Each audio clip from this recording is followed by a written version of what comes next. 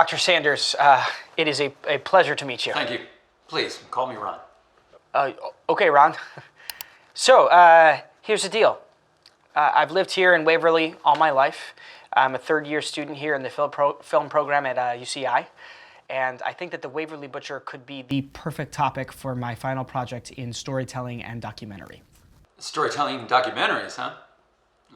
I'll tell you, they didn't offer such specific courses when I was teaching there. In fact, if you wanted a decent film program, you'd try anywhere else but UCI. What inspired you to quit and write Legacy of Terror? It wasn't so much an inspiration as it was a gut reaction to these heinous acts of violence we had to witness firsthand. I would turn on the news and there would be a brand new girl, bloody and dead in a new field. I guess I just wanted to understand it better.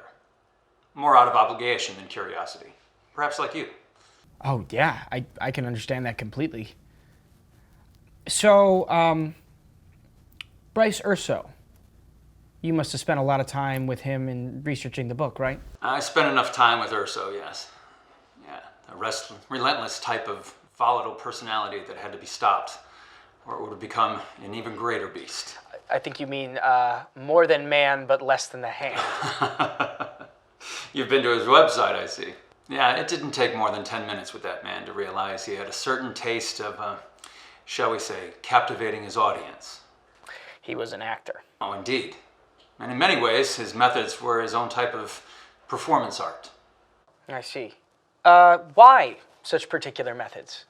The lacerated femoral arteries, an empty field, pink dress for each victim. What's the significance? Significance? Well, he said he was creating a scene to burn the image into his brain. Actors, you know. Maybe a Spielberg like you could understand.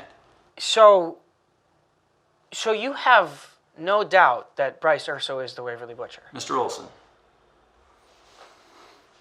take it from me, from someone who lived the entire tenure of this monster's career and spent more time with him than he'd care to admit.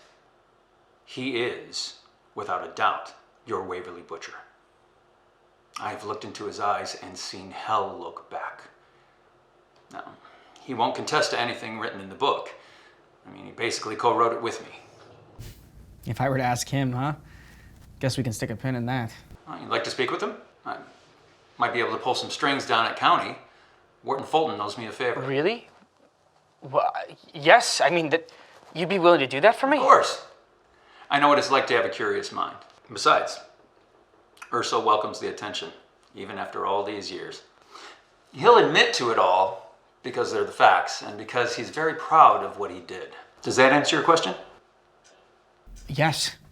Yes, thank you. But, with all due respect, it seemed like this town was so uneasy and restless after the murders that they were willing to settle for anybody so long as it meant peace and quiet again. That's an interesting theory, Mr. Olson. But it takes a little bit more than restlessness to convict a murderer. And besides, the bodies stop with Urso, do they not? Yes. Yes, they do. Have you heard anything about this Heather Ross murder? Heather Ross, the local girl? Sure. She went to school with you, right? That's tragic. Seems like a case of a jealous ex-boyfriend to me. It would seem so. Just wondering. Wish I could be of more help, but I'm afraid the Waverly Butcher is more my area of expertise. Now I'm sorry. Our time is up. Oh, fair enough. Look, thank you so much for taking the time to talk to me, Dr. Ron. Just don't get too carried away with your research. I know you want to do the right thing, but take it from me firsthand. Obsession of this magnitude can lead to pain, heartbreak, hurt, if you let it.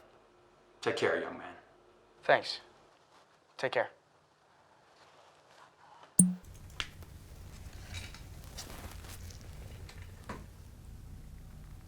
Well done. Thank you. You didn't tell him about the footage? No. What are you thinking? I'm thinking it's time we talk to Urso.